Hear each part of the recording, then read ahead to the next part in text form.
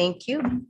And now I also like to welcome Mr. Schlesinger he's our new committee member. His name, we call him Bill. And then we also have Andrew Quigley. I don't think he's with us today, but he is also a new member. Moving on to the approval of minutes. Do I have a motion for all in favor? Aye. Opposed? Moving on to committee reports, Mr. DeGrood. Thank you, Madam Chair, members of the CART Committee. I'll go through our committees. First of all, the Executive Committee did meet to review recommendations or develop recommendations for at-large CART Committee appointments to the RTA Board. The Executive Committee recommended the appointment of Mr. Schlesinger and Mr. Quigley to the board. That was also presented to the RTA Board at their March meeting, and that was approved. The Annual Report Subcommittee met in December, and there were no actions from the Uniform Mitigation Committee, the Corridor Planning Committee, and the Nominating Committee did meet on January 26th, and their recommendation will be presented to you as a part of the election of officers for this calendar year. The Nominating Committee appointed Mr. Dosher to my left here as its chair. They also recommended that the current slate of officers from 2021 be retained for calendar year 2022. That would be Ms. Robinson, yourself as chair, Mr. Albright as vice chair, and Mr. Nakarati as secretary for 2022.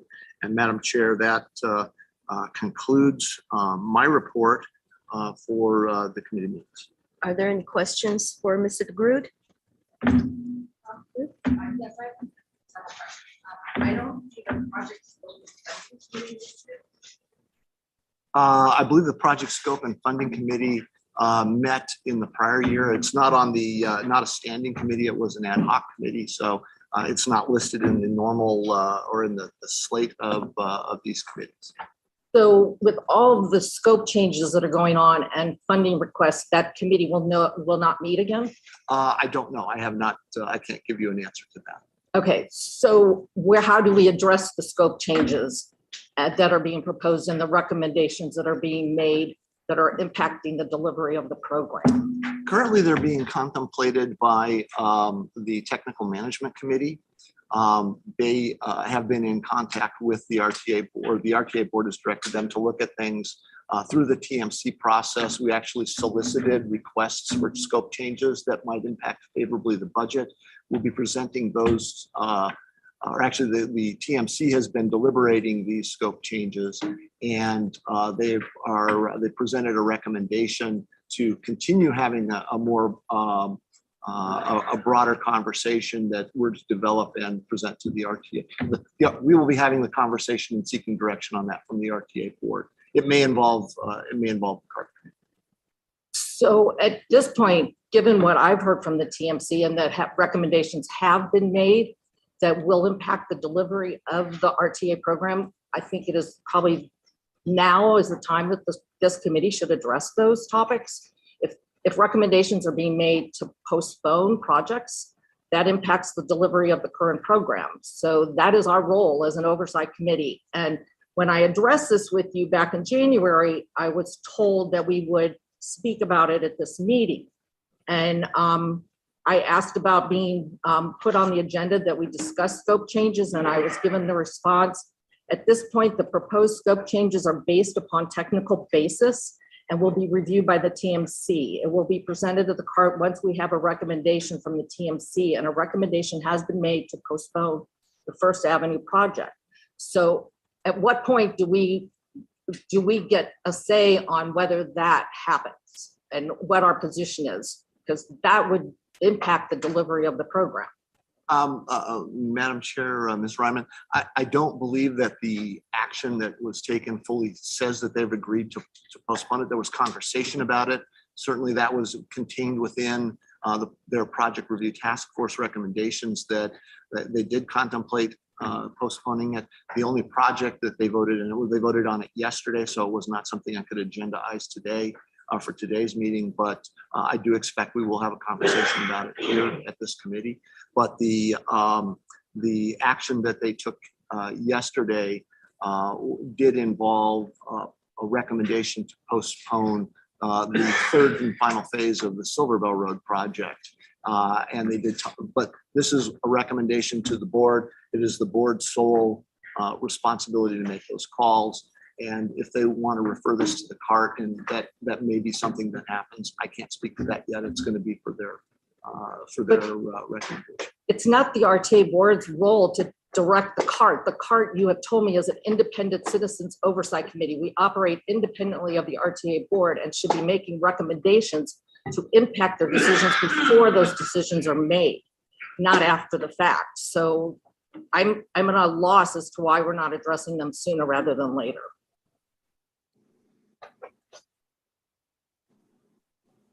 Sarah, do you have a position on what the role of the CART committee is? I agree that we should be reviewing, and I would like to actually work alongside TMC to review these. So what I can recommend is that we reestablish that scoping and funding committee. Thank you. And whoever is interested in being on the committee, please let Mr. DeGroot know, and we'll move forward with that. I'd like to be on that committee. Thank you. TMC is the technical management committee. It is made up of either city managers or public works directors from each of the jurisdictions. There are 3 members from the city, 2 members from the county, and then a number of private sector consultants that have been appointed to that committee as well. So it's a fairly large committee.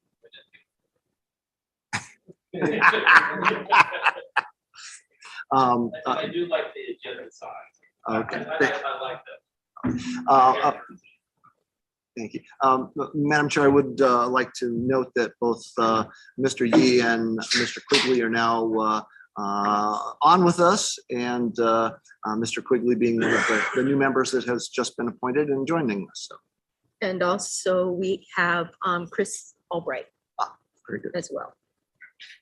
And Jim Sayer. Okay, are there any other questions for Mr. DeGroot? Moving on to number 4, election of officers. Madam Chair, as I mentioned, the nominating committee did make a recommendation to retain the current slate of officers. That's presented to you in the proposed action that's on the screen before you. Okay, is there a motion to approve these positions? So moved. Second? Are there any questions? I just have one comment. Meeting committee, and we thought it was very important to keep, especially coming out of COVID, to keep the same people together. We did have a concern, and correct me if I'm wrong, because this was a long time ago and my brain is very feeble. We did have a concern because it's our understanding that Chris Albright, with the vice chair, had no desire to become chair. So, so at some point, the vice chair really should be someone, so you don't have to carry that burden the whole Right. time. So I just want to make the group aware of that. Yeah, Madam Chair, if I will, if I may, Mr. Long, one thing I wanted to convey, and this was based upon a conversation that I had with Mr. Albright that I presented to the committee, and perhaps I can clarify that. He had indicated that he, for business reasons, did not wish to take to move into the chair position this year, but wished to continue as the vice chair for fiscal or for calendar year 2022. I did not ask him about that. I think, it would be dependent upon his availability at the time. Yeah, of course, before we nominate again, I'd like to see what he, because we need to have a backup. That's correct. The schedule this year is a little bit ambiguous, and next year might be better for me to serve as chair if that so is what the committee and my time allows. Right. Yes, I was hoping to put forward a proposal to kind of change the rotation of the executive committee, and that we follow the scenario that's established by the RTA board and the regional council, where the chair rotates out after a year, the vice chair moves up and the secretary moves up, and we do this every year and bring in a new secretary each year. That allows more people to participate, allows new voices on the executive committee. And I believe, Ms. Robinson, you've probably been on the executive committee close to 5 years, probably. I looked at 2018, you were, I stepped into the clerk position when we lost one of our members, but you were on the executive committee back in 2018. not as the chair. No, but as secretary. So you've been on the executive committee for a number of years, and you've already served over a year as the chair. And I was hoping Mr. Albright would move up to the chair and Mr. Nakarati would move up to the vice chair, and then we would select a new secretary and follow this scenario going forward. And I just think we need a variation in the leadership on this committee, and rather than reappoint the same people on a regular basis, I don't think it serves the rest of this committee. So that would be my proposal, but if Mr. Albright doesn't want to serve as chair, that kind of puts a crimp. Would you step up to be chair? If it's bonus. Okay. And what does the rest of the committee think of establishing a rotating scenario similar to the board? Madam Chair, Yes. that's not on your agenda. It's only election of officers, so please limit the conversation to the agenda item. So how do I address this if it's not, if I can't put it here? I'm not on the nominating committee, so how do I address this? You're able to put things on the agenda, so we can put that on the agenda for the next meeting. Well, I've sent those emails to you, and most of the things I've suggested are not on the agenda for this meeting. So I'm at a loss here. Okay.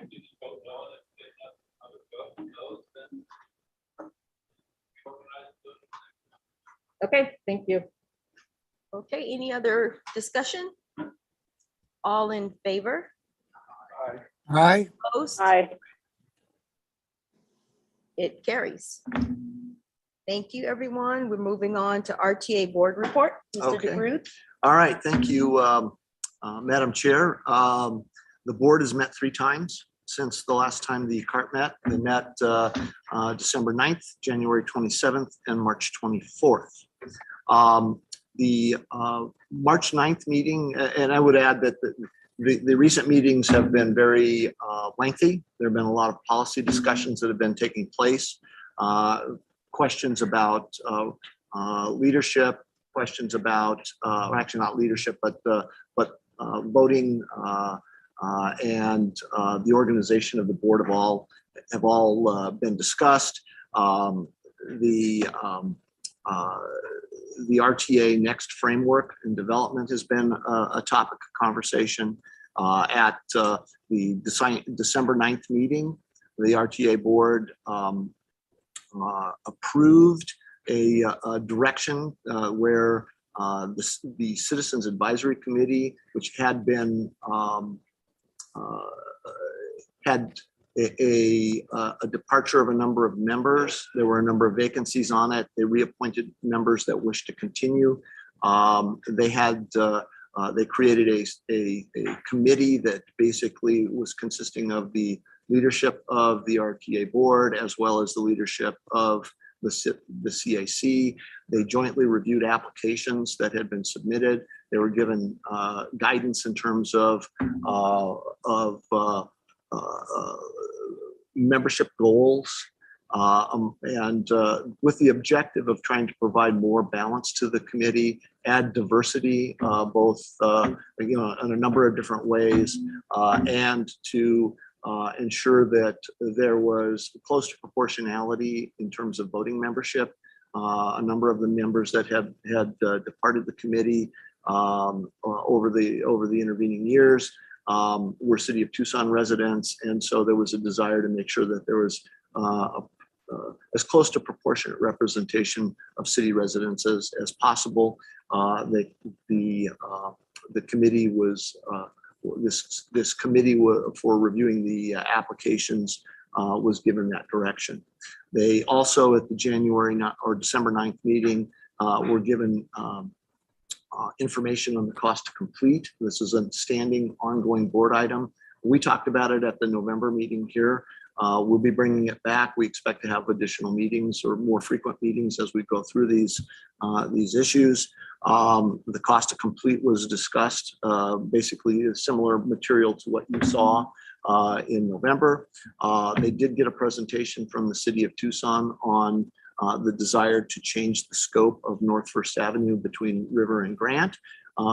They also gave direction to the management team to begin negotiating on a number of funding requests that had been made by the jurisdictions in response to a call for projects or a notice of funding availability. Basically help trying to identify projects that were in need of funding over and above the ballot amount. There is an amount of money that's available that was put out through a notice of funds availability. The projects that were submitted in response to that were Tangerine Road, Sunset Road, Broadway Boulevard, and Downtown Links. On January 27th, the RTA board met. They named Peter Ucapicio chair of the RTA board. He's also the chair of the Pasco Yaqui tribe. They named 9 City of Tucson residents to the CAC, 1 resident from the town of Marana, and gave direction to the committees and to the leaders of the 2 Native American members and the city of South Tucson to look for additional representation from within their communities. And they also heard the cost to complete and legal mandates presentation and and responses to a request for input. We'd actually, through the TMC, reached out to our RTA members agencies to identify further projects that might be able to be looked at for potential project cost savings.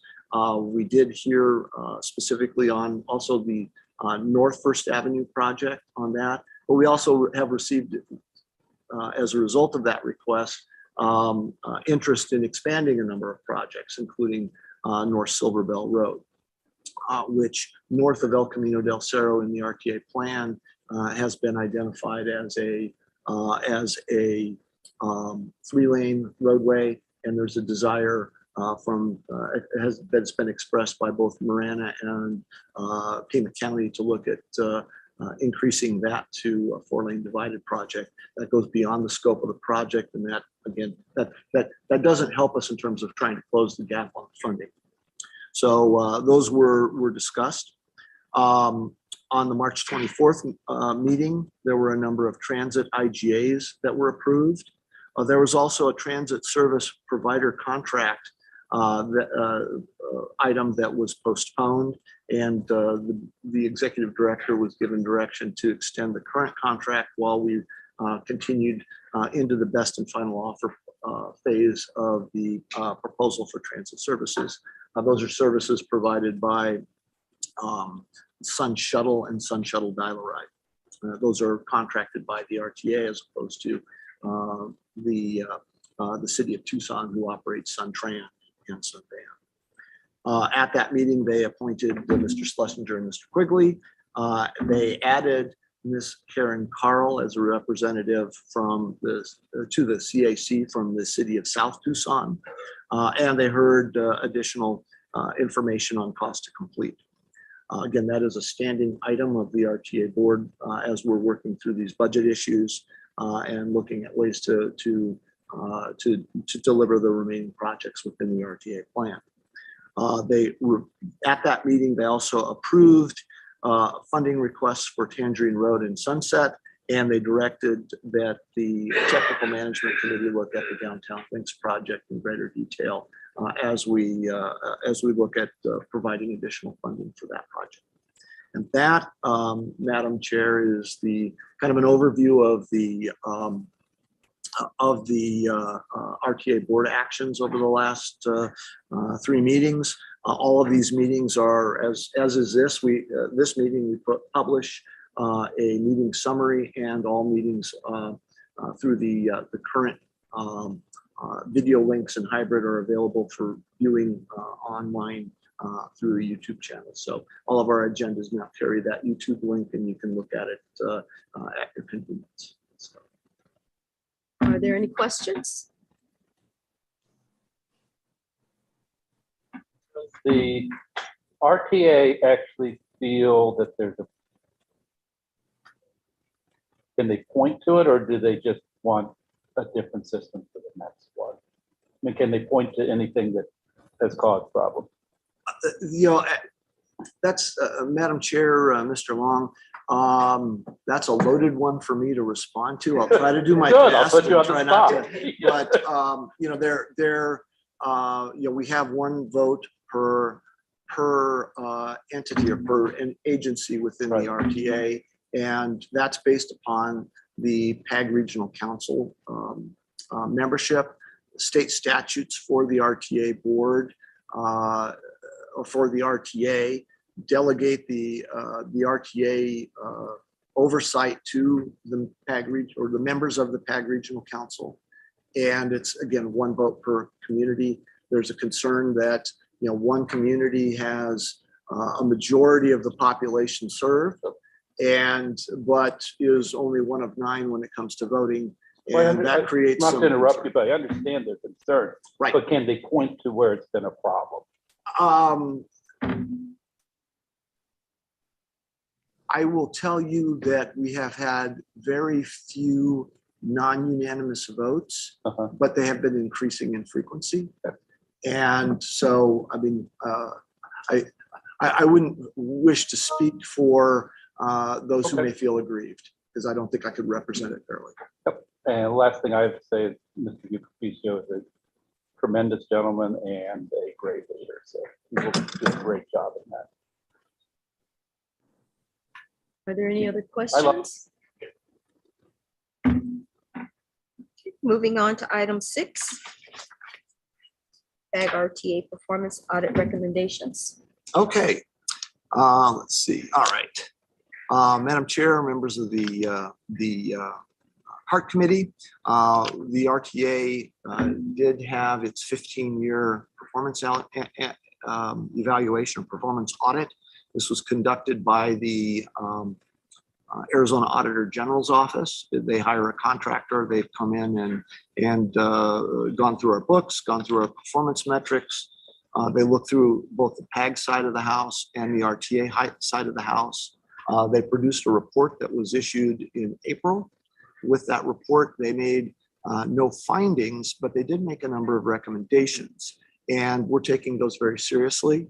The recommendations included, let's see, there we go. That's a, I push it once and it goes to, or push it twice and it goes to, even though, sorry, it's a little lag on the computer here.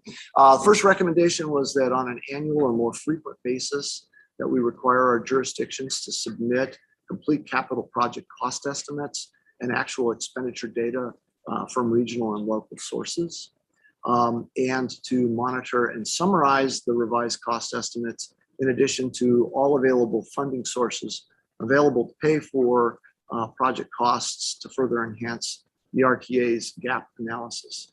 When we talk about the cost to complete item on our, that's a standing item on our agenda at the RTA board, it is a review or a gap analysis review looking at total funding that we're expecting to have come in and the current estimate of costs. We know right now costs are changing. Things are moving fast. They're not moving favorably. And many of our cost estimates that we've been carrying are pre-COVID cost estimates. So we need to look at it. One of the things that we're hobbled by, though, is we have not had any recent significant projects bid. We've got, so we're flying a little blind in terms of what we're seeing in the local market. We do have some information coming in from ADOT. ADOT will be bidding. There will be a number of bids that will be put out in the next coming months that will help inform us as to, you know, what kind of a gap we have. We know that right now the gap is influenced by the cost of labor, which has been changing. we have a labor shortage in this community, low unemployment, and as a result, labor costs have been going up. Material costs, when we can get them, are more expensive. We certainly have seen those changes, and certainly we've seen increases in the price on certain materials, particularly those tied to imported materials and materials coming that have a petrochemical basis.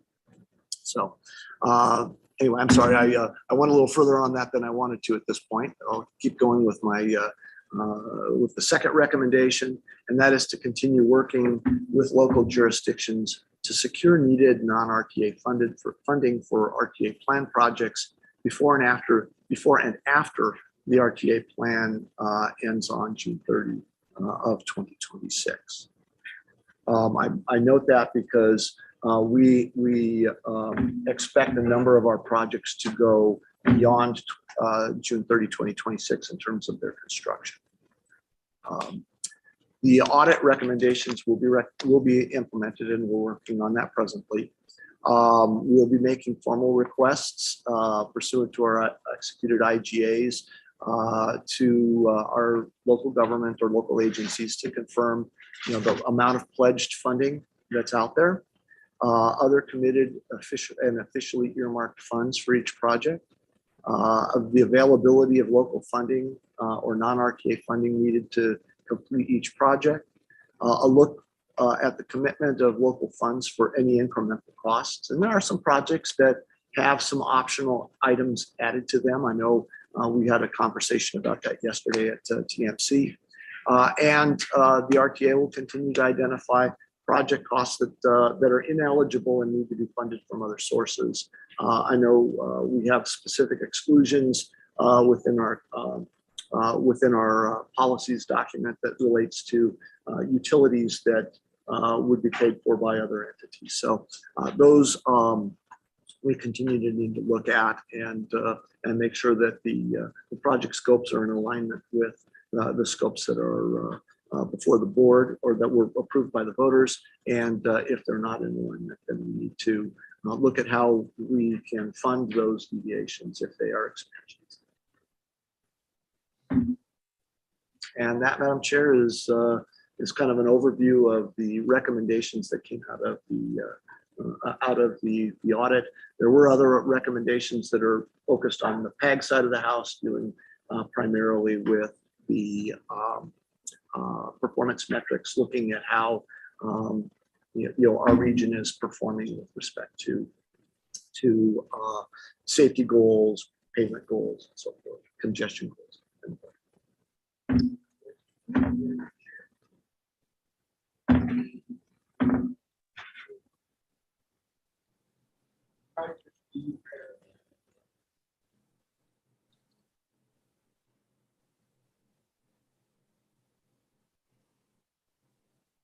Uh, 2022 or 2026? 2022, the end of this fiscal year. Projects do you have that are gonna be completed or rolled over to the next one? There are a number of projects that are currently underway. The most notable are the Broadway Boulevard project and the Downtown Links projects. Both of those projects we'll talk about in a minute when we go over the project review. Those are the only two major projects currently under construction. There are a number of them that are about to start. We have a number that are about to go to bid.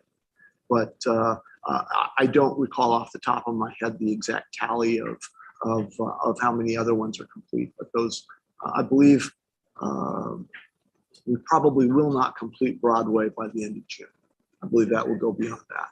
But and we can talk a little bit about why that is. But yeah. Thank you. Any other questions? Okay, moving on. RTA financial update. Okay. All right. This, Madam Chair, is an update on what we presented to the board at their March meeting.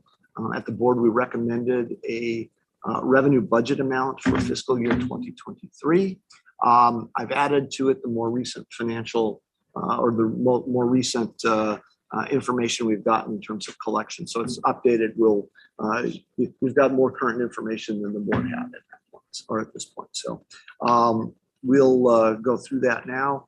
First, when we, our most recent deposit that we took was,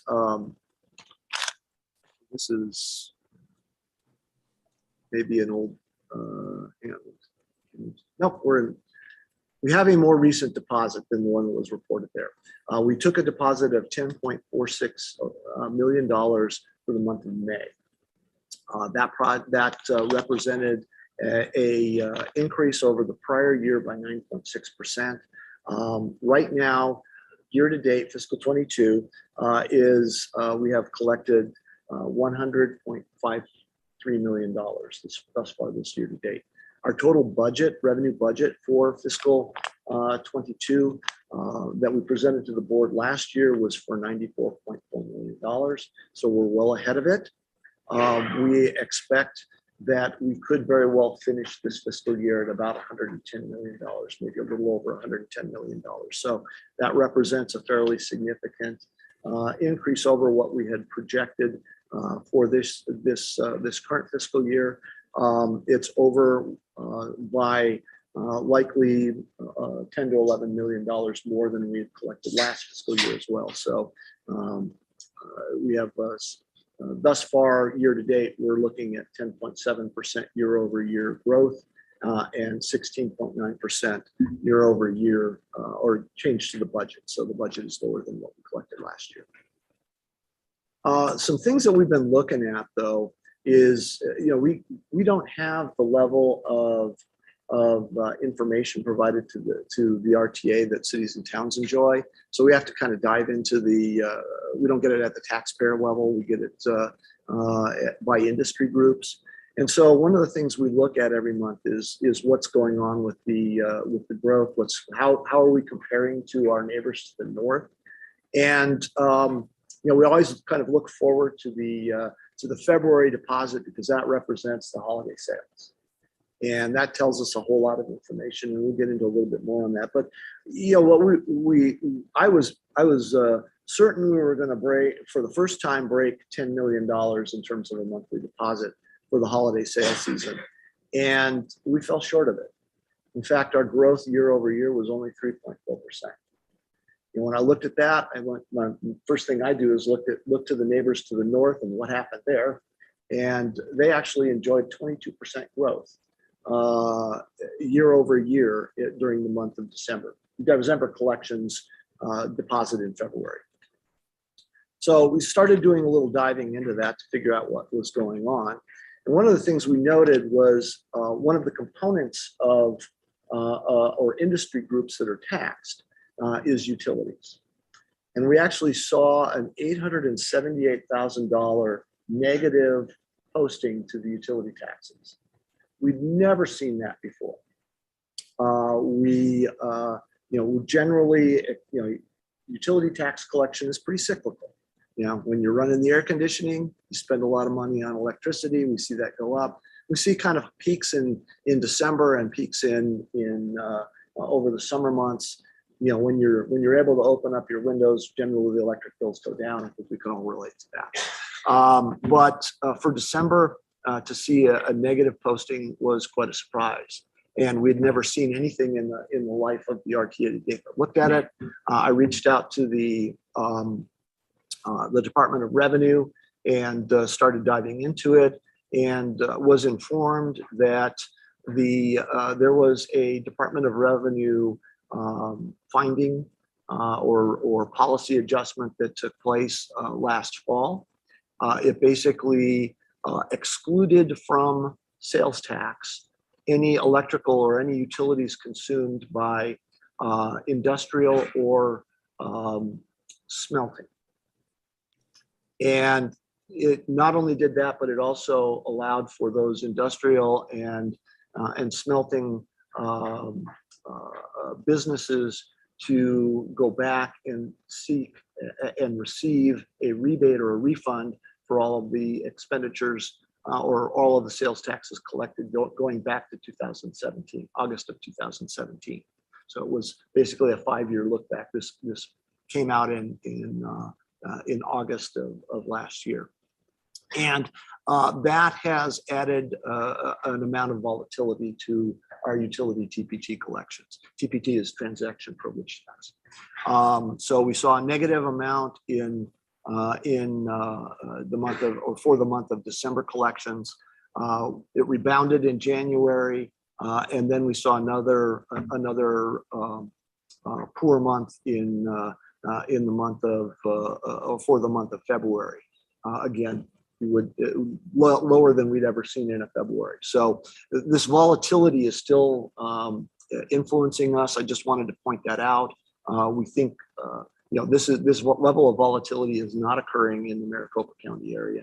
I believe, and while the Arizona Department of Revenue will not reveal to us who the taxpayers are that are seeking these, it likely is associated with manufacturing and mining.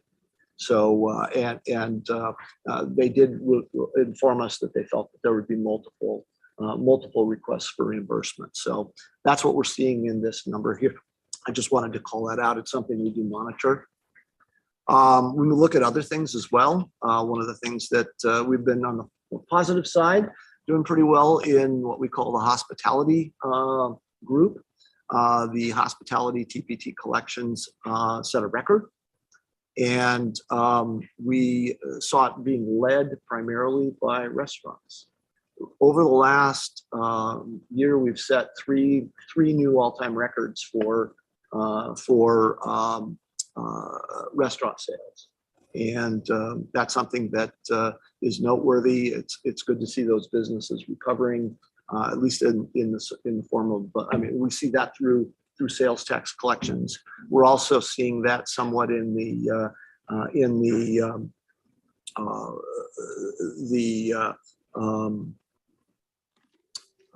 hotel sales, and also in amusements. Amusements really suffered for a while. Now that people are going back to movie theaters and concerts and things, we're starting to see those revenues pick back up again. They're not quite to what they were pre-pandemic, but we were very pleased with what we saw. This again represents activity that took place during the month of March, and it's a deposit we received in May. So this is recent information, and I'm sure Ms. Traficante can. I see her smiling. That must be a good thing. So things are improving. Hotels versus the restaurants? Yes. Okay.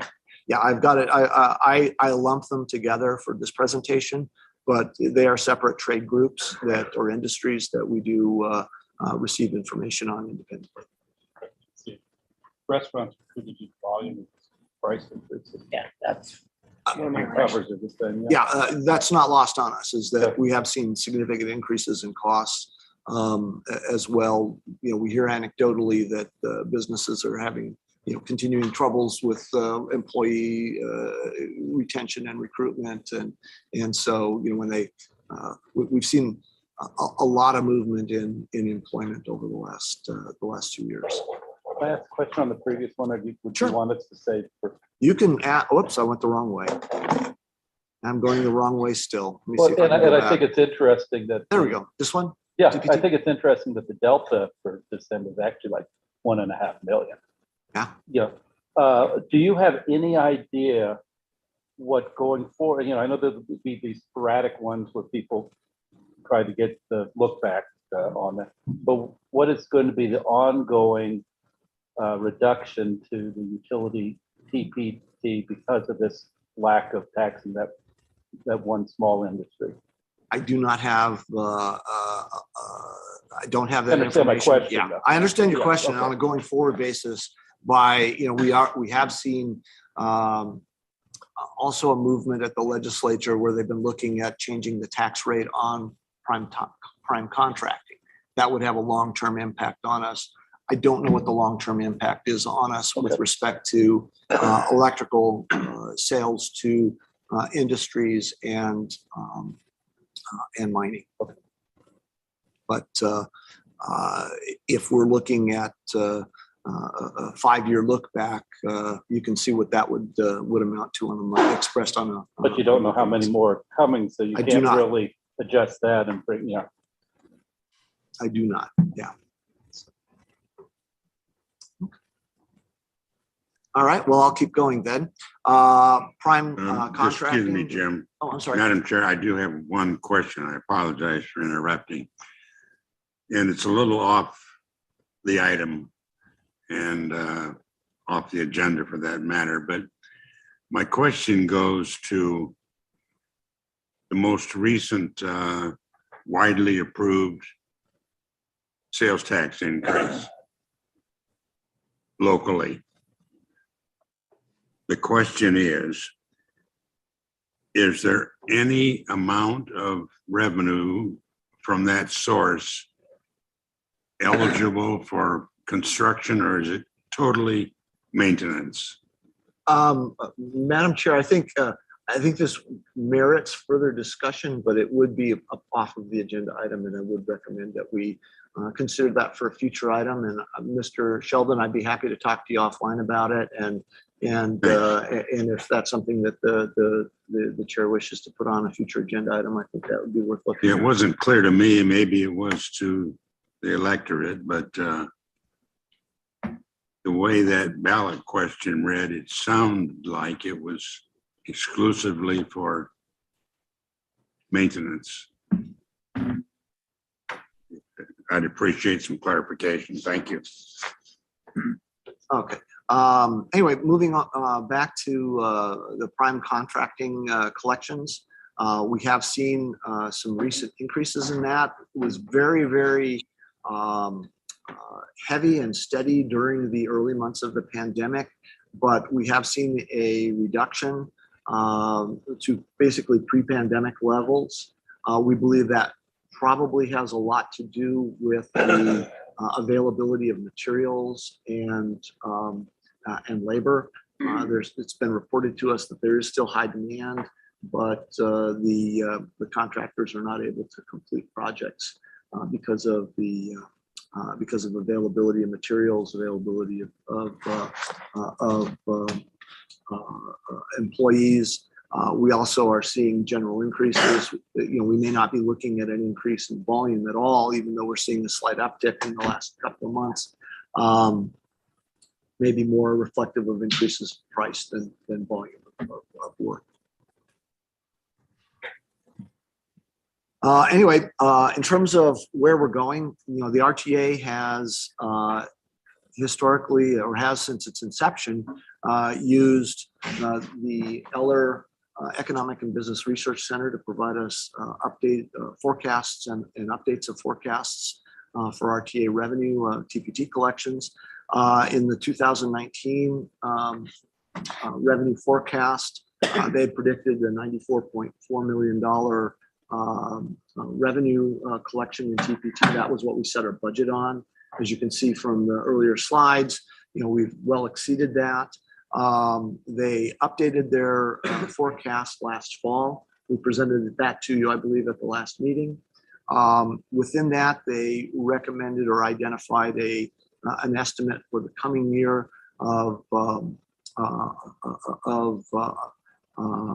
or they revised the estimate for fiscal year 2022 to 106.8. We're certainly exceeding that.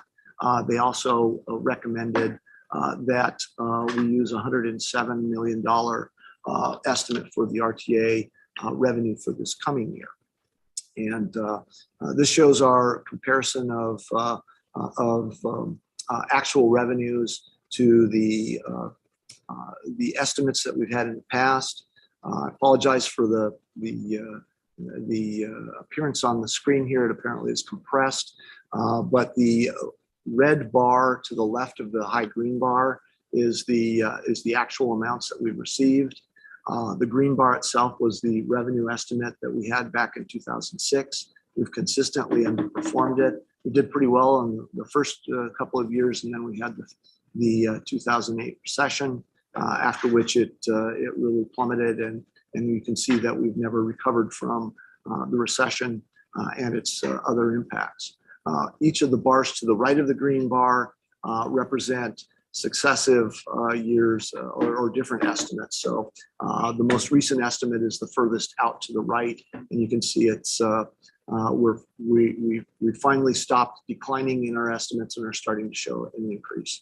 The current estimate that we have does reflect a moderating or moderation of growth in fiscal year 23, and that's why we're not recommending that we have a revenue budget that is matching our actual capture for this year. So it's less than that. So again, the most recent estimate of that the Eller Economic Business and Research Center gave us was for $107.03 million. That is what we recommended to the board. We're posting our board packet today for next week's meeting, and that will be reflected in the budget that we present to the board next week. It acknowledges the impact of the pandemic in the short term and recognizes that stimulus effects will be waning. Even so, it still is a much better estimate than we've been carrying prior to this year. So staff has recommended to the board that they carry $107.026 million revenue budget for fiscal year 23. That I think. That's a question. Oh, yeah, certainly. Perfect timing. Oh, okay. Is it the policy and practice of the board to put the revenue estimate at what you actually think it's going to come in, or is there a little safety margin in there? Yeah, excellent question, Madam Chair, Mr. Long. In years past, we have deviated from what the Eller estimate was. So for instance, we had to adopt a budget early in the pandemic. We were carrying an estimate that was, close to a little over $90 million, I believe. We cut it back to a $77 million revenue estimate for fiscal year 2020, 2021. I forget, I believe it was 2021. During that fiscal year, we actually exceeded the original revenue estimate, but we proceeded very cautiously in recognition that we were entering into uncharted waters. We had just come out at the time that we adopted the budget. We were just coming out initially from the stay-at-home orders. So it was very uncertain times. We budget conservatively. If we're exceeding if we have reason to believe that there are, if you will, economic headwinds that aren't reflected in the revenue estimate, our recommendation will be to come in lower than that. If it is not, if things are looking like they're tracking fairly close, we'll go ahead and budget to that amount. And do you have a separate number for the internet revenue? Yes, I do. We do track that. And I can present that. We'll continue to present these at the next meeting. I can certainly include that in my series of slides. We do track that separately. I can tell you that we have prior to the economic prior to the pandemic, we had only just started collecting separately what we call remote sales and marketplace facilitated sales. State or statutes had changed based upon a legal decision that had come out. Prior to years ago, it used to be that you could mail order for things and you wouldn't be charged the sales tax. That precedent was overturned, and so the states were able to begin applying sales taxes to remotely purchased goods. That has been slowly getting incorporated into business practices. There are audits that are going on. We're seeing that compliance improving. There are still instances where you may not see sales taxes charged for goods purchased online. Those are things that we'll be continuing to look at over time. But what we saw prior to the pandemic was about 7.5% of our total retail sales were in this marketplace facilitated and remote sales category. That has increased to about 9.5% over during the period of the pandemic. So we saw a big jump in that. There are still some anomalies how businesses report. So for instance, I can't tell you because I don't have clarity of how the individual businesses are reporting. But I can tell you, based upon our conversations with revenue, that that some businesses have the ability to charge sales taxes as a regular, or put that in the retail reporting category, as opposed to the as opposed to the remote sales. So whether Walmart or Target, or I'm just pick any retailer, whether if they have a bricks and mortar Don't know where. position in the state, they may choose to continue to report as just general retail as opposed to this remote sales category. Of course, everyone just added that onto their state income tax on that line when they didn't pay it before, right? So, anyway, any other questions? Yeah, Ms. Ryman. Could you go back to the slide at the beginning with the monthly revenues? Are you referring to That one. this one? Oh, this one here? No, next, that Okay, one. great. Yes. So there's going to be an excess revenues for 2022. What happens with that money that hasn't been programmed? I'm assuming the TIP budgets to the 94 million.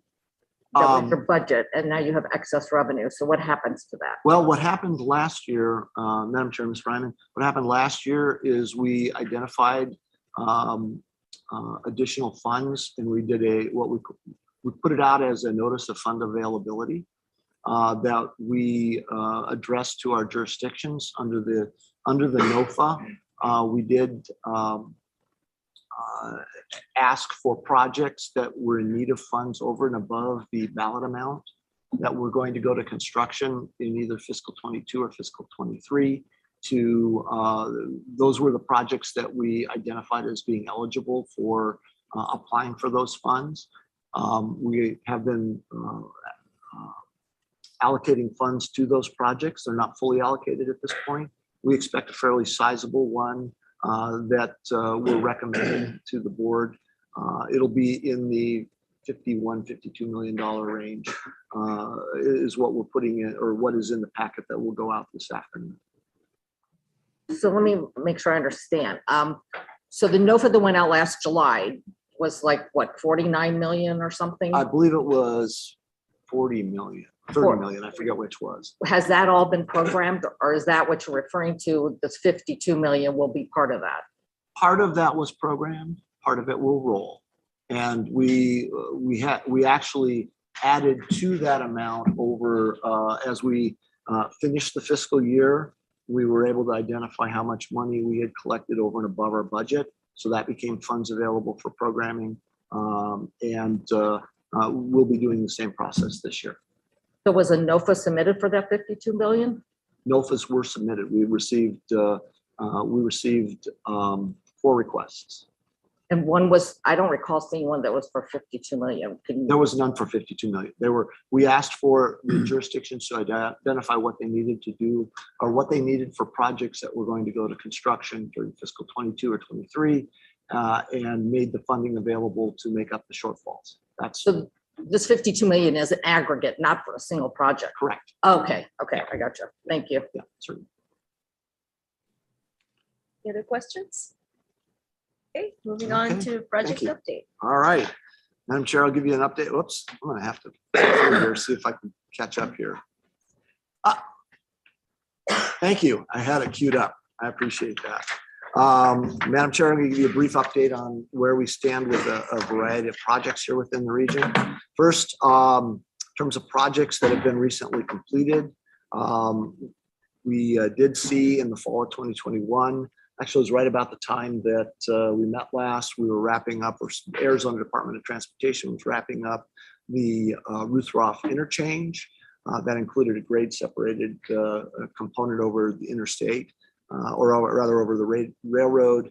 which in order to do that, it required a reverse of the interchange, which had previously had the interstate going over the surface street intersection, or surface street intersection. We also saw this year the completion of Houghton Road from Valencia to Marianne, Cleveland. That widened Valencia, or rather Houghton Road, to 6 lanes with a median. It included multi-use paths, basically the Desert Parkway components. We now, with the RTA funding, have completed 7 continuous miles of Houghton Road improvements, basically from Irvington Road to Interstate 10. Arizona Department of Transportation has added their interchange improvement. So at least as far as Irvington Road, we've got a finished product, and we have additional phases that will be going to the north. There is a standalone phase that runs between 22nd Street and Broadway that was built earlier, and we'll be connecting the dots in the future.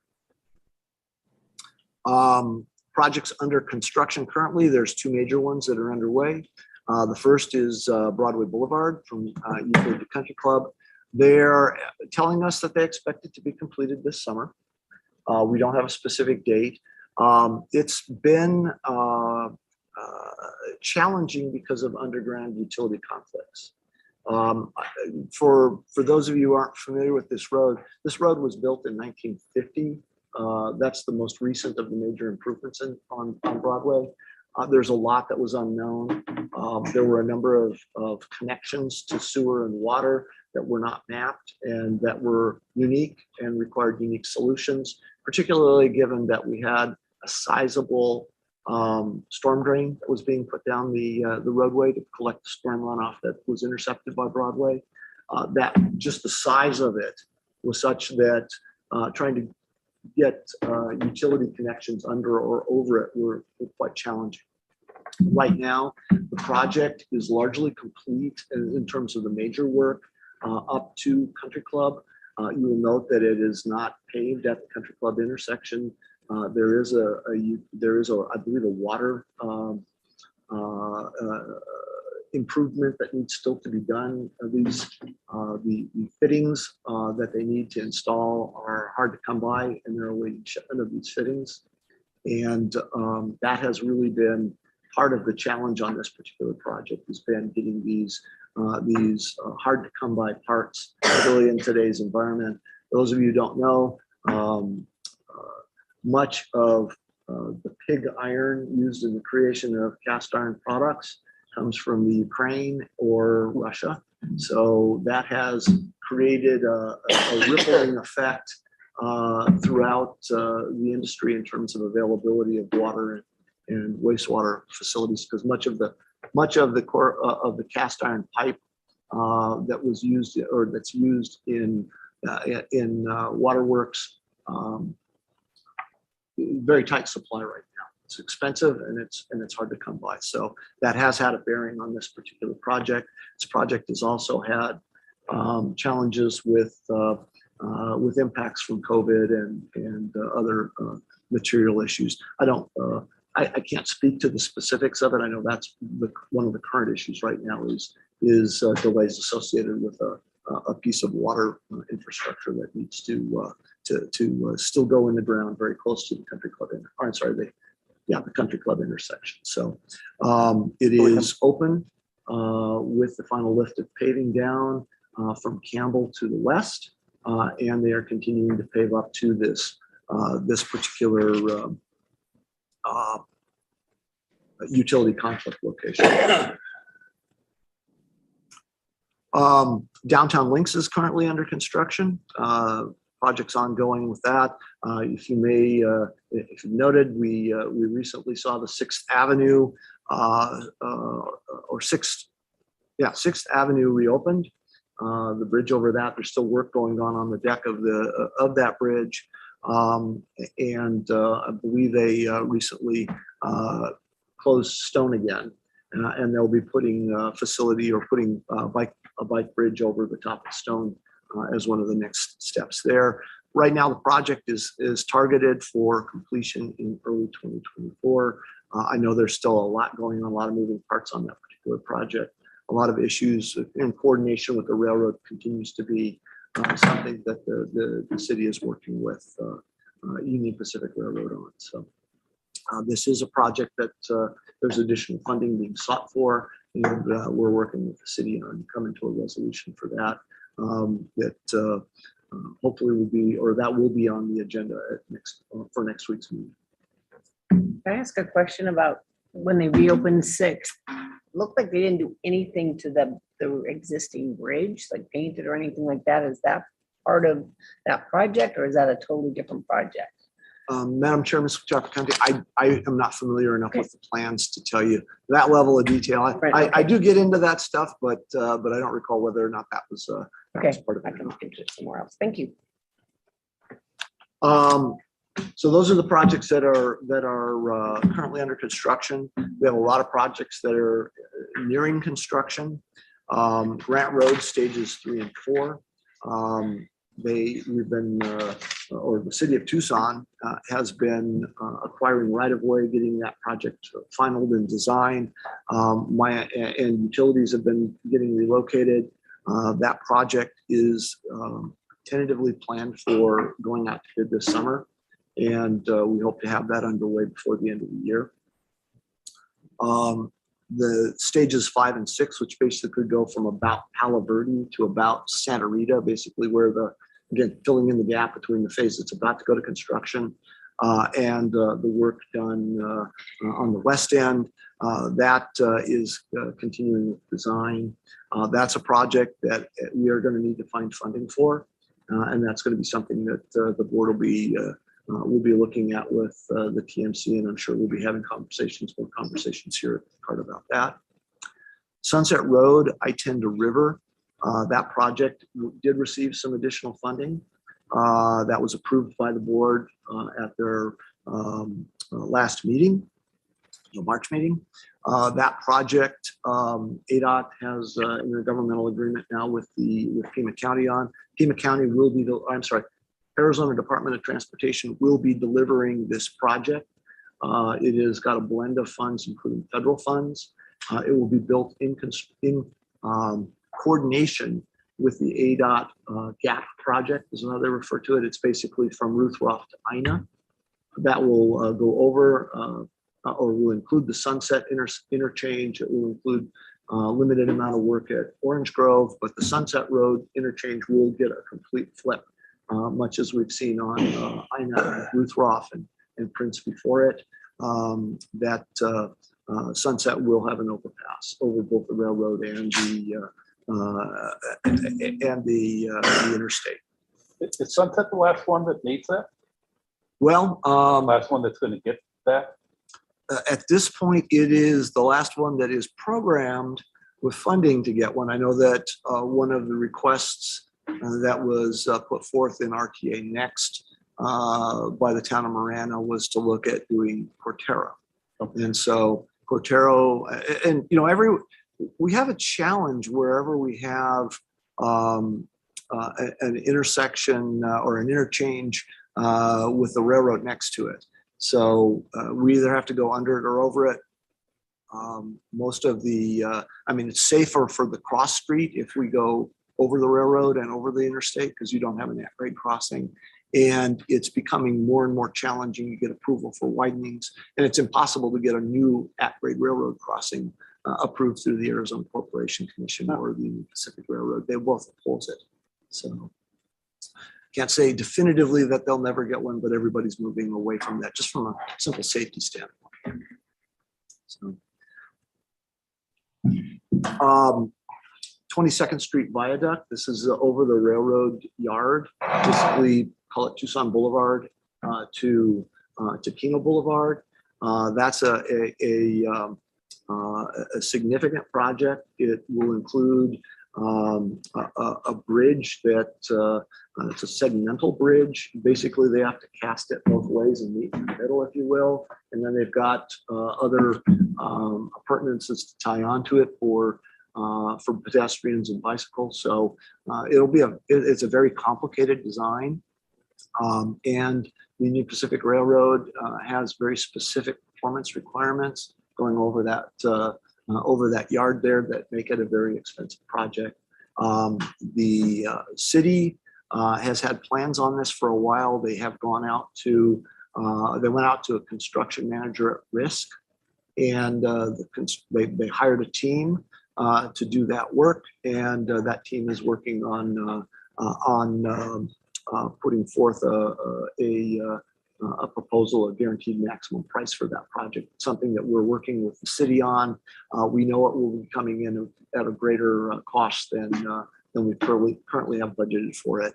Right now in the RTA's budget, I believe we have about $63 million pledged to that particular project, and that's we believe it'll be coming in over that and by a bit.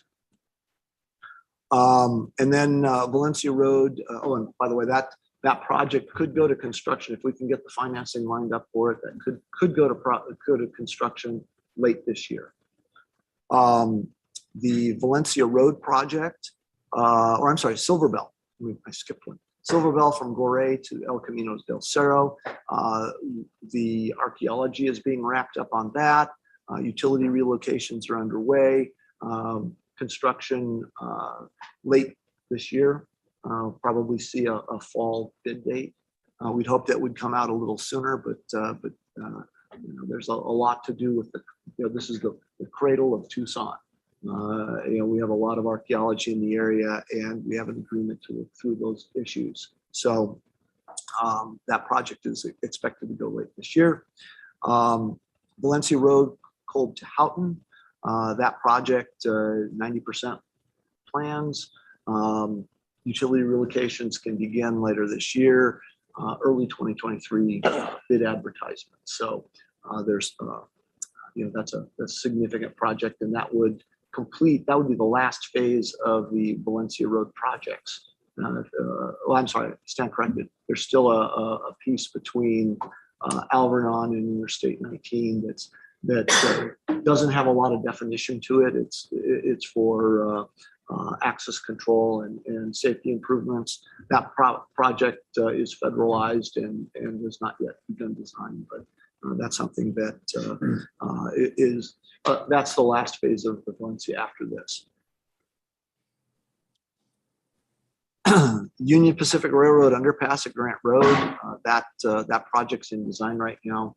We believe that'll likely go to construction in fiscal 24. That project is federalized, and it will involve rather than taking out the existing railroad underpass, they're actually going to build a companion bridge to the south of the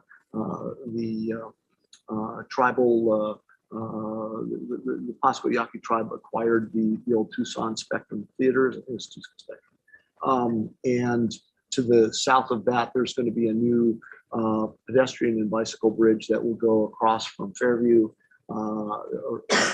Start at the project will start at Fairview, go over the interstate, over the railroad, and land on the other side, potentially with a connection to both sides of the Santa Cruz River Park. So that'll be a significant opportunity for us to address the separation of the bicycle and pedestrian facilities from the existing underpass. It'll allow a widening of the underpass or widening of the travel lanes under the underpass, so it will serve the objectives at a much in a much more affordable way than taking off the railroad bridge there. And it's something that Union Pacific is supportive of. Tangerine Road from I-10 to Dove Mountain.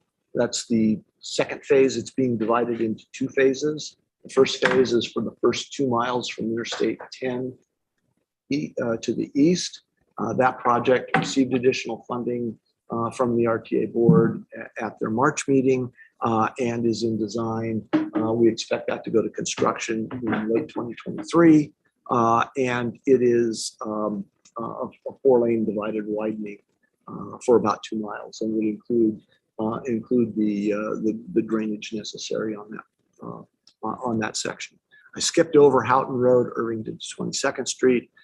That project is being designed as a 6-lane facility. At least portions of it are 6 lanes. We do have to work with the city of Tucson on the funding arrangement for that, because that is an optional upgrade. They acknowledge it. We're working together positively to try to get that fully funded. And with that, that's where we stand on the projects that are currently underway. There are a variety of other projects that I can also potentially address if you have questions about.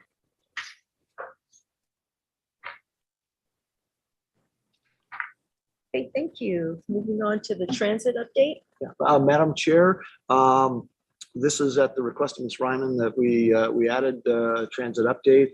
And we've invited Mr. Steve Spade, the general manager of Suntran, to start the presentation. He'll talk about the city work or the city's component.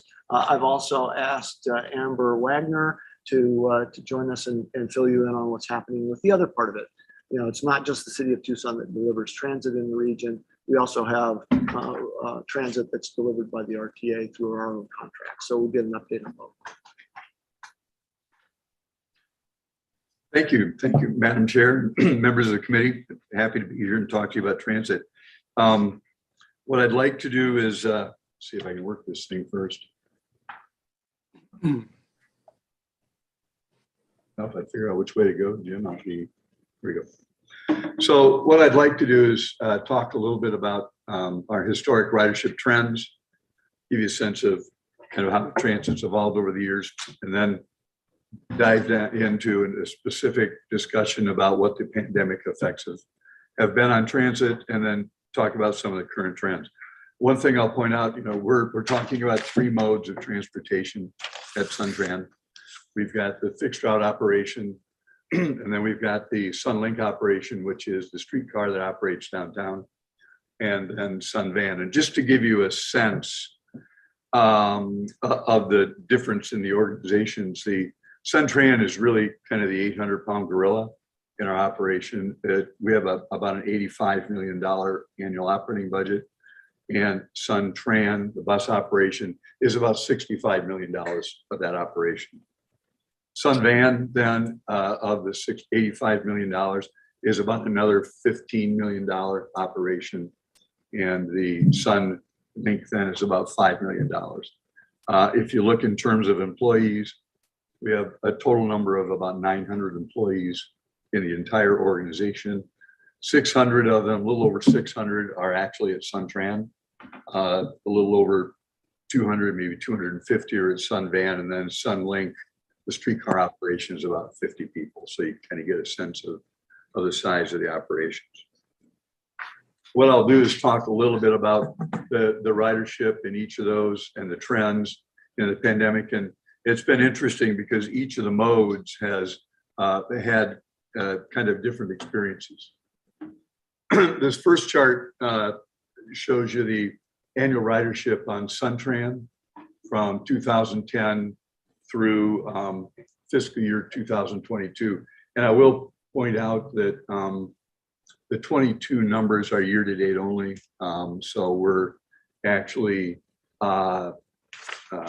missing May and June from that year.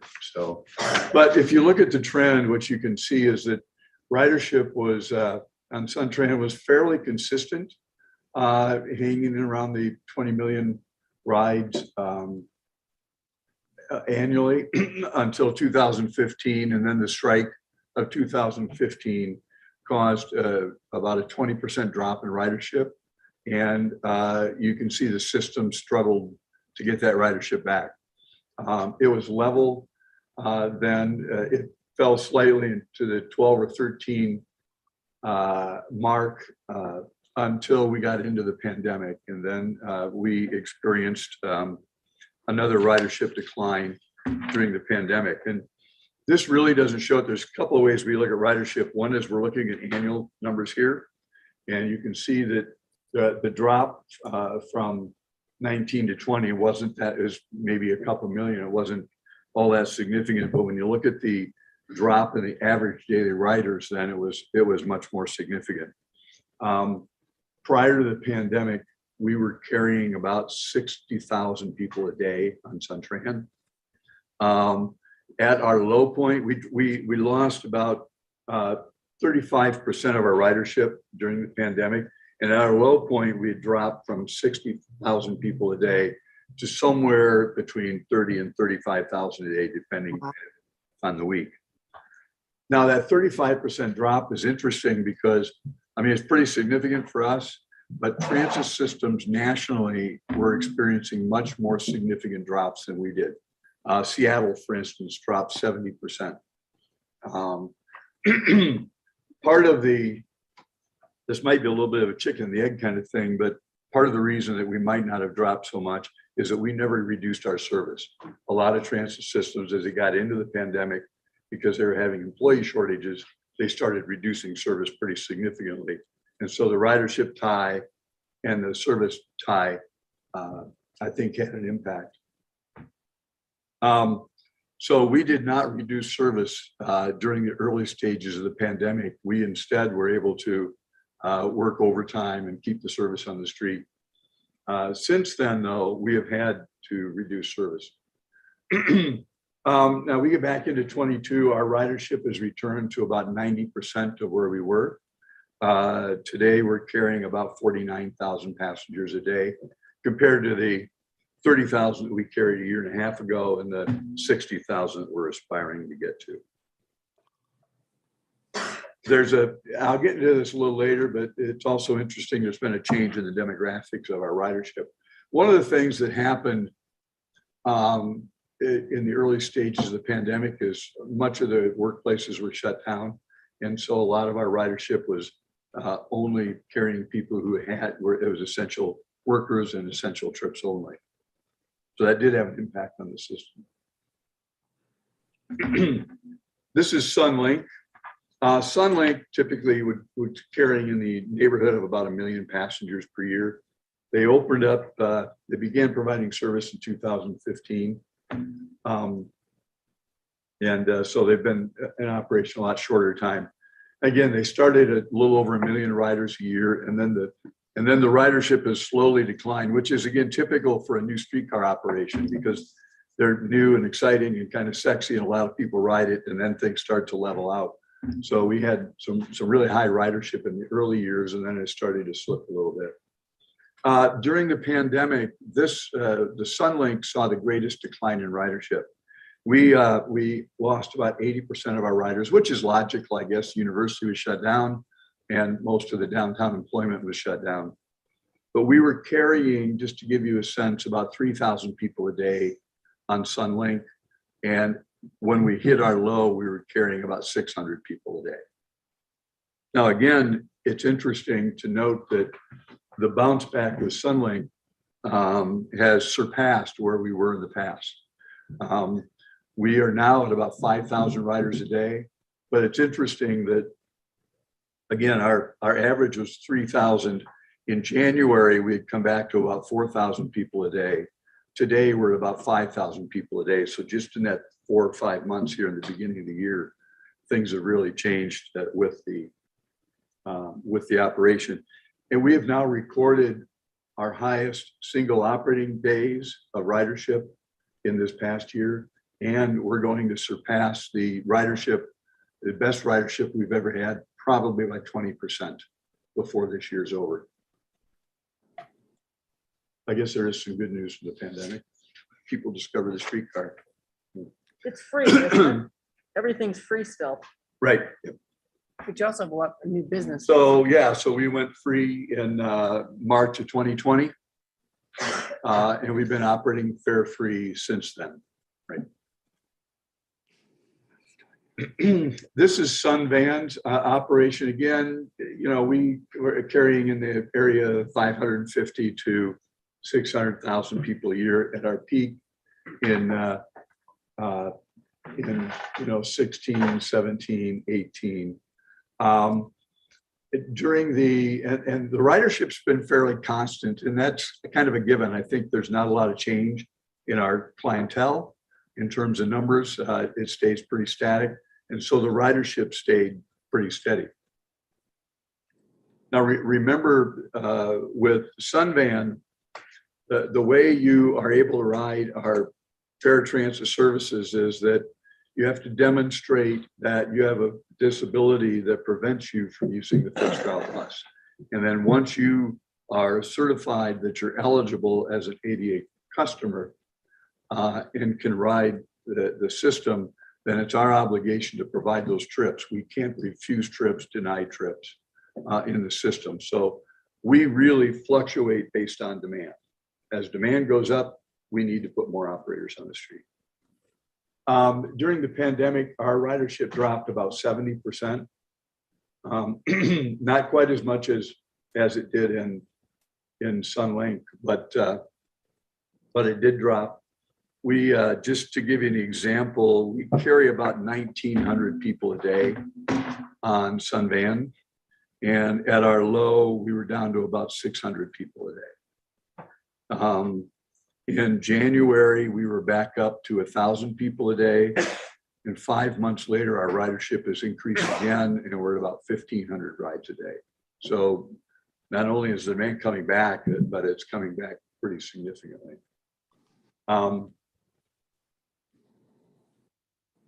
The other thing, again, that I'll point out as I move on to some of the impacts is that one of the things we've noted in Sunvan is the increase in the number of trips individuals are taking.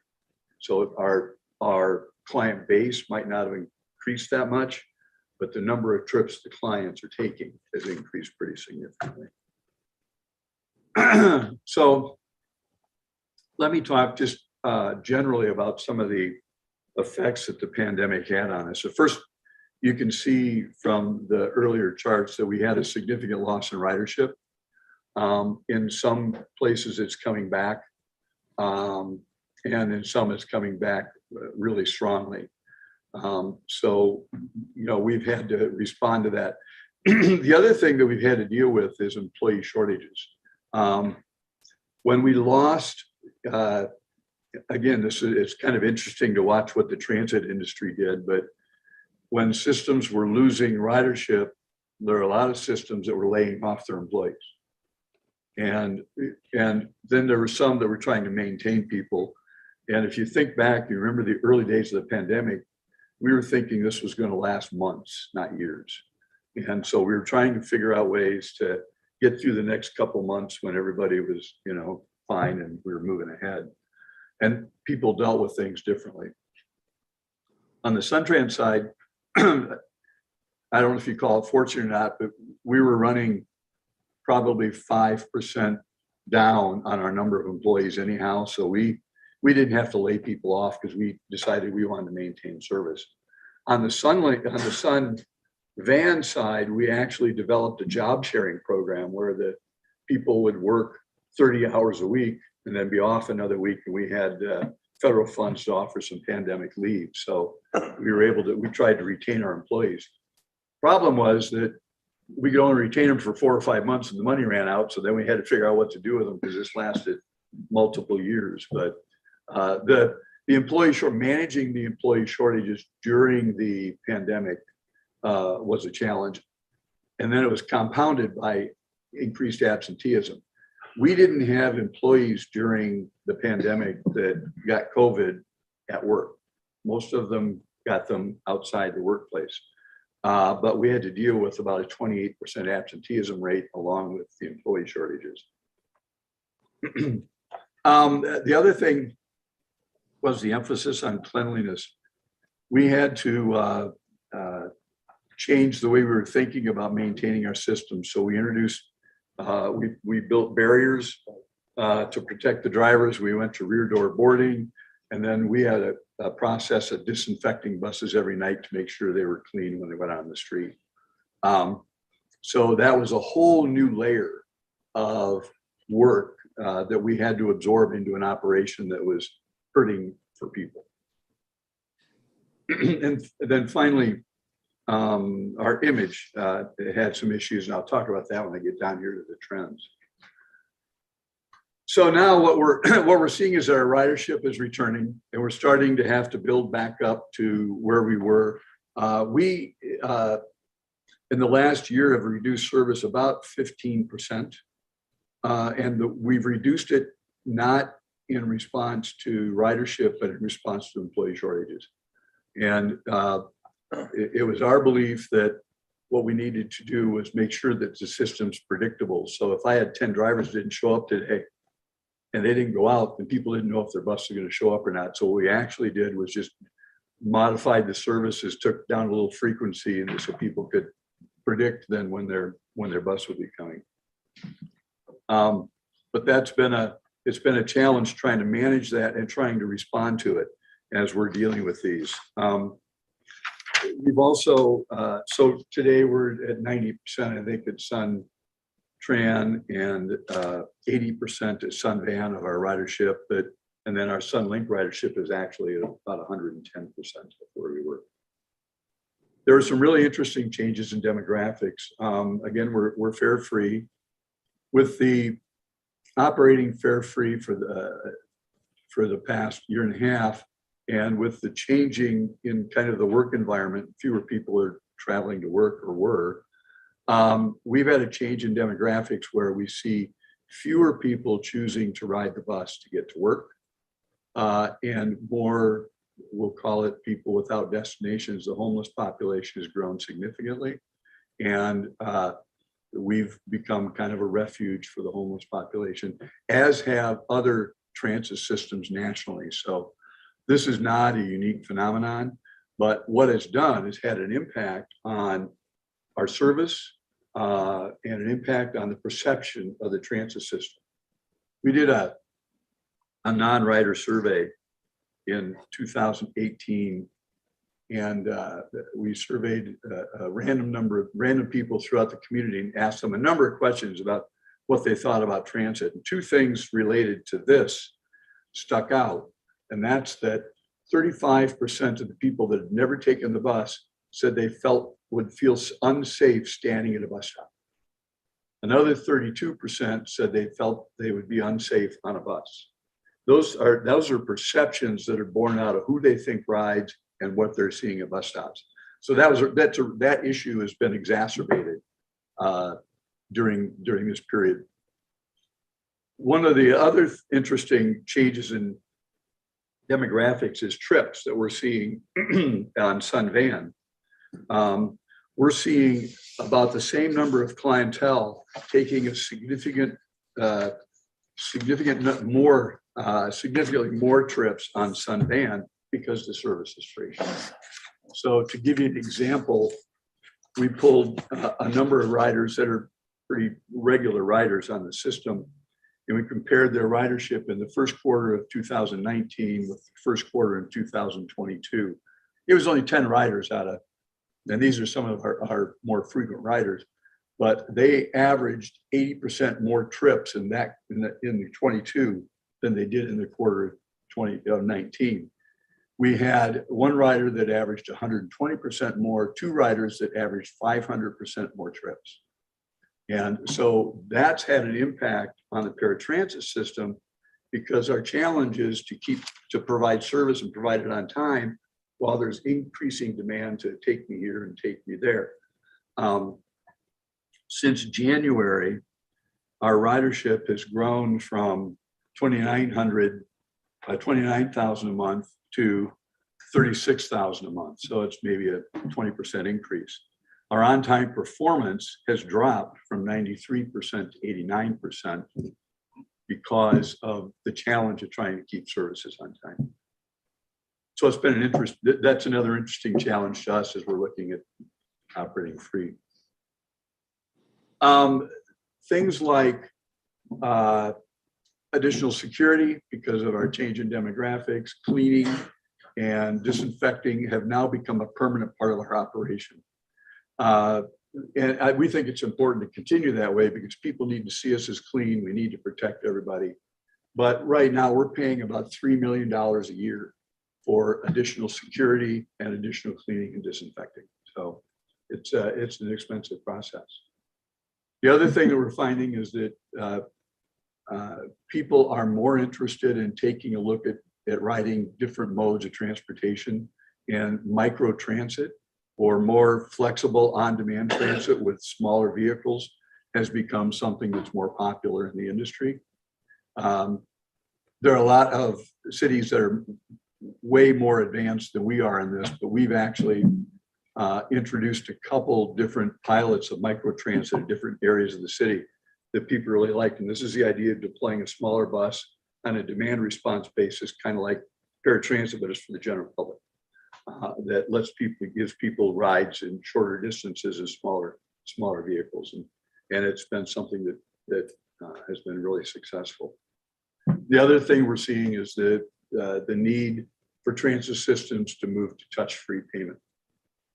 So systems are using less emphasis on collecting cash and starting to develop technologies to allow touch-free payment, like using a tap card, an app, or actually paying with your credit card as you ride. So we are actually looking at the same technology here in preparation of going back to fare collection someday. And also, they're looking at things like touch-free wheelchair securement. Now, there are devices on buses where the driver doesn't have to get involved with securing wheelchairs that we're trying to look at. And then finally, image. If you take a look at what's happened in the transportation industry, whether it's public transit or the airline industry, you see all kinds of news coverage of the conflicts and the issues that we're having, whether it's shootings, the homeless population, or people don't want to wear their mask. And it's been a real, I think, challenge for transit systems, particularly to deal with that image. But we're going to have to, as we move forward and riders start to come back, it's going to be really important for us to focus on how we change that image so that not only our riders feel safe and they appreciate the service, but those non-riders understand that this is a service that benefits our community and isn't just kind of a blight that they don't support. So, with that, I will answer any questions that you might have. Are you going to give us information on Sun Express and Sun Shuttle? Pardon me? Are you going to give us information on Sun Express and Sun Shuttle? I'm not going to give you information. I think Amber's going to talk about Sun Shuttle. What I can tell you, and I lumped the Express service is lumped in with the Suntran operation. I can tell you that the ridership, I don't have the specific numbers, but that ridership was down about 90%. The worst ridership loss, or the most significant ridership loss we had, was on our express routes. So that's RTA funded service, right? The Express. That is, and then a portion of our fixed route service too is also RTA funded. Yeah. Okay, so with regards to the Express, having been an Express rider, there was very low ridership before the pandemic. That's right. So what's being done to look at that and quit spending so much money on those big buses and looking at micro transit or shuttles or some other service that can serve that population? Next month, we're going to begin a comprehensive operations analysis. And that operations analysis is going to do a deep dive into the performance of the transit system on a route by route, neighborhood by neighborhood, route segment by route segment basis, and then recommend areas where we're doing well and where we're not doing well. And then where we're not doing well, it's going to recommend either some service modifications or potentially even different modes of transportation. So we're really excited to take a look at that, not only because the express routes, but it'll just help us really get a sense of where we're doing well and how to improve the rest of the system. Okay. Yes, ma'am. I'd like to compliment you, first of all, on the Sunlink, just in the last several months from the hospitality perspective. The downtown linking the 5 districts together, but also bringing back tourism has been huge. But your drivers are phenomenal. Having the security guard come up and down and talking to everybody, that you kept it clean. It's also freezing on there, but it's nice, even with some of the the variety of people that have been getting on and off. it still feels very safe. And that's been very helpful, especially when I'm showcasing it to convention groups Mhm. and meeting planners. Well, thanks. So- I'll pass that along. It's a little easier to manage Sunlink. It's only 8 vehicles as opposed to 230. And so we can provide a lot of security and have a lot of communication with people that are riding, whereas the Suntran system is just so expansive that it's really tough to keep up with it. But one of the, if you look at Kansas City's experience, for instance, with their streetcar, their plan was to operate the streetcar free. And their ridership was significantly higher than ours until now. Now we're giving them a run for their money. But the advantage of the streetcar being a low cost like that is that people they'll park somewhere, they'll experience downtown by hopping on a streetcar, and then they'll go, oh, I can hop on it and go another 6 blocks, or I can go from 4th Street to Congress. And it makes it easy for people to get around. So especially for the visitor and tourism, it's really nice because people can just explore and have fun. It's been a huge success, and there's this experimental group this summer that if it works out well, fortunately, we don't have enough hotel rooms downtown, but that's linking the Marriott and the Graduate. So I think we're working with some of your folks. yeah, I Yep. think it's me. So yeah, no. Okay, all right. And I Well, we'll try not to appreciate- mess it up. No, you guys have been awesome. Thanks. So thank you. Thank you. I just wanted to thank you. Thanks. Can I ask another question? On the comprehensive study, will that information be available soon enough for the RTA next planners to have that information for transit element of the next plan? Oh, did you say soon enough or will it be available? I don't, Will the study be completed in sync with their planning process? it'll be completed within a year if I remember right. So Okay, hopefully the data will be available. I know I think RTA folks are going to participate with us in the program. So great, thank you. good. Thanks for your time. Appreciate it. Madam Chair, we also have Ms. Wagner available to tell you about the RTA contract services. Let's see. Okay, great. Madam Chair and committee, thank you. I'm Amber Wagner. I'm the Transportation Mobility Administrator here at PAG and RTA. And I'm here today to talk to you about our Sun Shuttle services. We're definitely not as big as the Suntran and Sunvan and Sunlink. If you look at us, we have 3 providers providing our Sun Shuttle services. We have a Tucson-based provider, Total Ride, that does the Tucson-based services. We have Oro Valley that does the Oro Valley services. The town of Oro Valley provides those services. And in Ajo, we have Second Generation Transportation, and they provide the services in and out of Tucson and Ajo and around Y and in Ajo. We have probably at the height, when we're at full service, about 150 employees, and probably there's about 75 to 100 vehicles out in the fleet with Sun Shuttles. Some of those are owned by us, some are Oro Valley, and some are by our Tucson-based provider. But our Sun Shuttle neighborhood services, they were established to connect our outlying communities and neighborhoods to the transit services provided by Suntran, Sunlink, as well as Sun Express.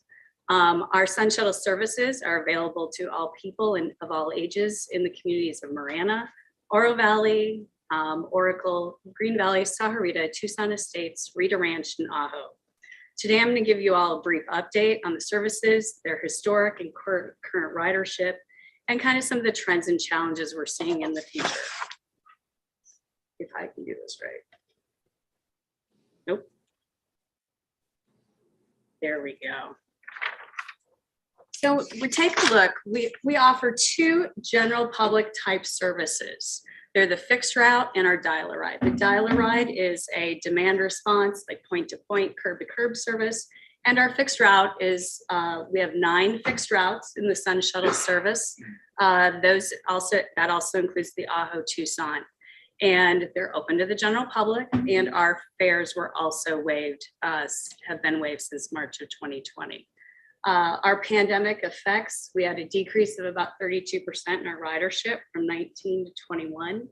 And we're currently at the 82% pre-pandemic ridership level, which kind of mirrors what you're seeing on the Suntran fixed routes. We are seeing different rebound rates, varying greatly differing on our individual routes. And the routes we're seeing the biggest decreases were some of our commuter routes, the 420, the 450, the 401, and some of our more established, the ones that we've been providing service with for years, 430 and 440 in those areas are back up to pandemic levels, but they're not even in their rebound. Oops. Here's our general public dial-a-ride ridership statistics, and our dial-a-ride service are provided in Green Valley, Sahuarita, Ajo, and Oro Valley. This is a curb-to-curb, stop-to-stop service, and it is general public, and there's no eligibility criteria.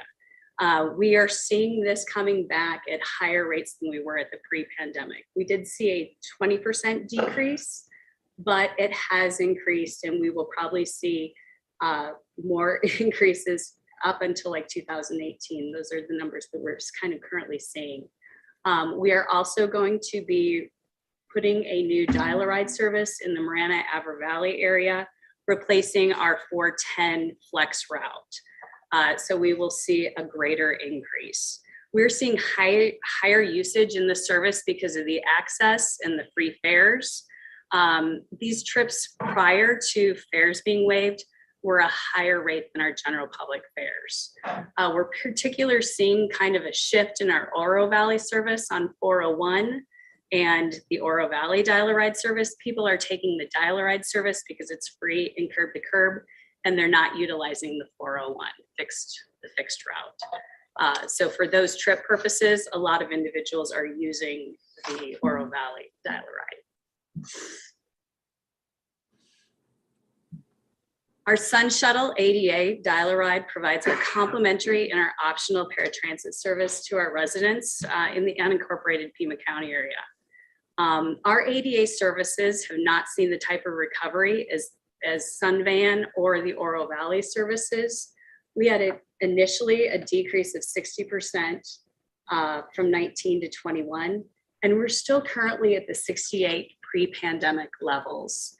We have encountered some service quality issues due to labor shortages with our current provider. And we're working with our provider. With this, they did have to let go some of their employees when the pandemic did happen. And it's been harder to build back the labor force for this service. So we are working with our contractor.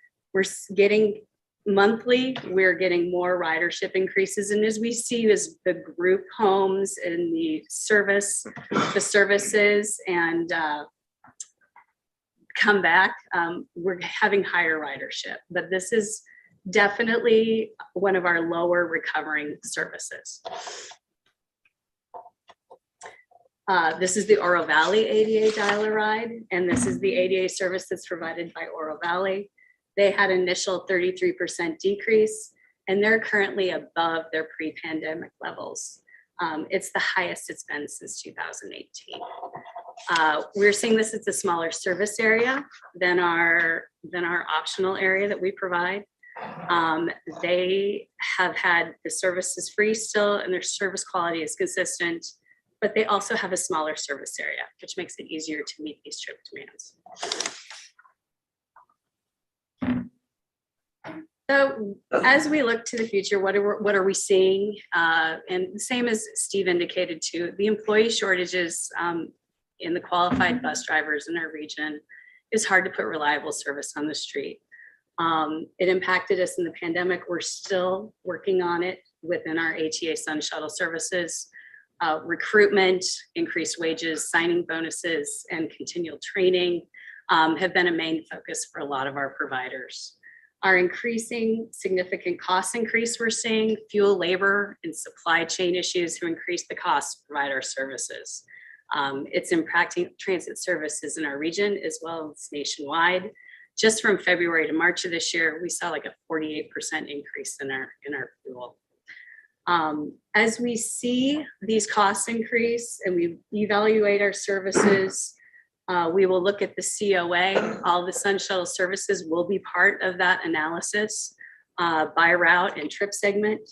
We're looking at our shifts in demand and the trip purposes. We're already starting with our 410 change.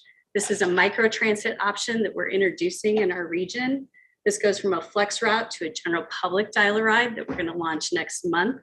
We are hopeful that in our less dense and more rural areas, such in the 410 area, where some individuals have to walk more than a mile or more to a bus stop, that this more curb to curb service will serve the residents better in that area. So we will bring that information back when we start and launch that service. And another one of our focuses and challenges is working on our ADA dial-a-ride service to be safe and reliable. And we are working with our contractor.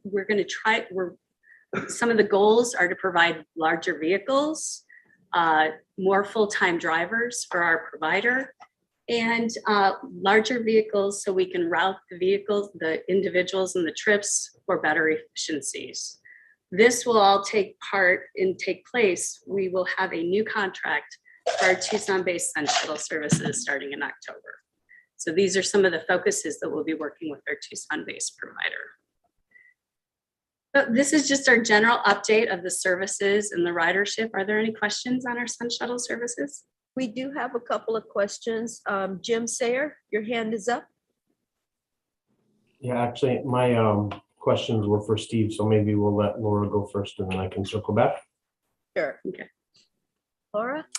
Thank you. My question is, why wasn't there information about dial-a-ride services for Sahuarita?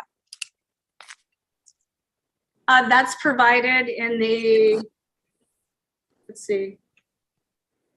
That was just provided in our general public dial-a-ride. That includes the Green Valley, Sahuarita, Ajo, and the Oro Valley, the general public. Okay. Yeah. All right. I'm gonna have to look back at the screen. My screen is too small. Thank you. Oh, no problem. Jim, did you want to go ahead? Sure. So Steve, thanks thank you to both of you. It's very enlightening.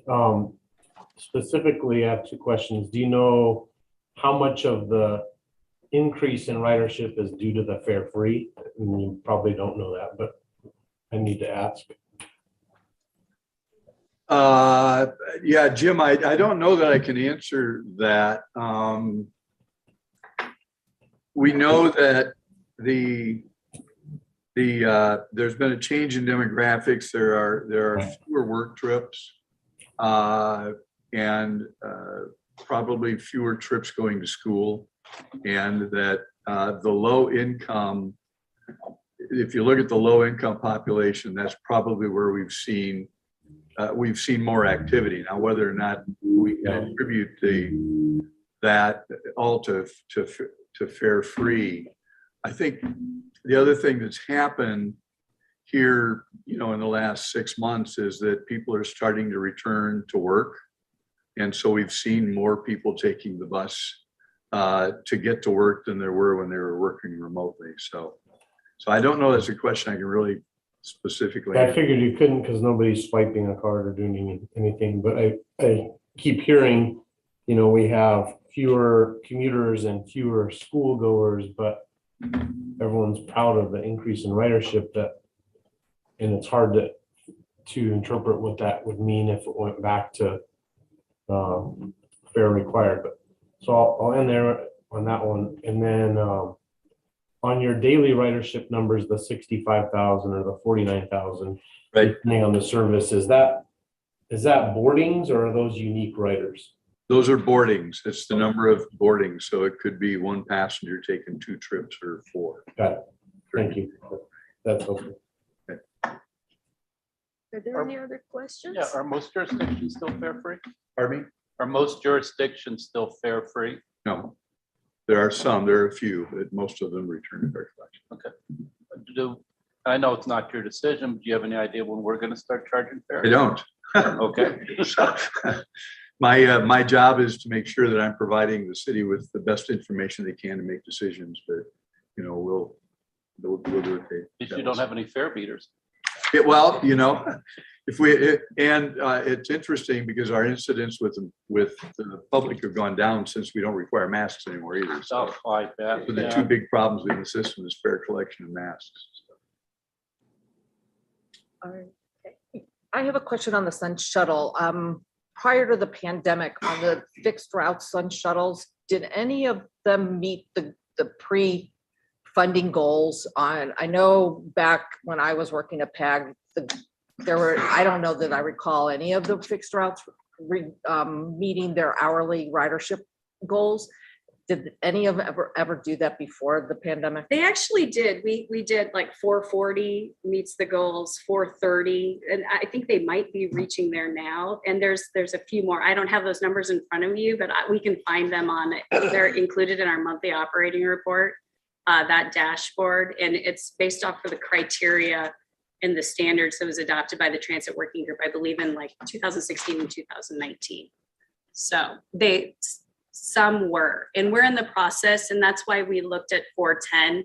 It was our lowest performing route, and there'd been like 2 to 3 other changes on the service, and we just were not able to, we didn't see the productivity. So that's why we made the change to this service, to see if it would best meet the residents in Marana. So are you looking at the micro transit as well for the Sun Shuttle services? Well, that's what we're introducing. Our dial-a-ride is somewhat like a micro transit. It's not going to be on demand. We're going to request 24 hours notice for scheduling, but those are the type of services we'll be looking at on kind of a route level basis. And we'll also take the information that we received from the COA that they're going to start in the next month. Okay, has Uber or Lyft been looked at? I mean, some of the numbers I used to see back before, you could put everybody on an Uber or Lyft and save money for sure. Uber and Lyft is a third party, and we'd have to look at our contractual arrangements with them because it's hard to meet some of the FTA standards. Okay. So that has been looked at, and our current contractor is looking at that as well. But definitely when we look at all the service, particularly those in off-peak hours, some jurisdictions across the country are doing that in off-peak hours, but there are things that we need to consider, like drug and alcohol testing and insurance requirements, to make sure that they still have the standards that we require for our providers to meet the FTA regulations. Thanks. Thank you. Are there any other questions? Well, thank you, Ms. Wagner and Mr. Spade. Thank you. I move that we adjourn. I mean, Second. is there a motion to adjourn? Motion. Second? All in favor? Thank you, Charlene. Thank you.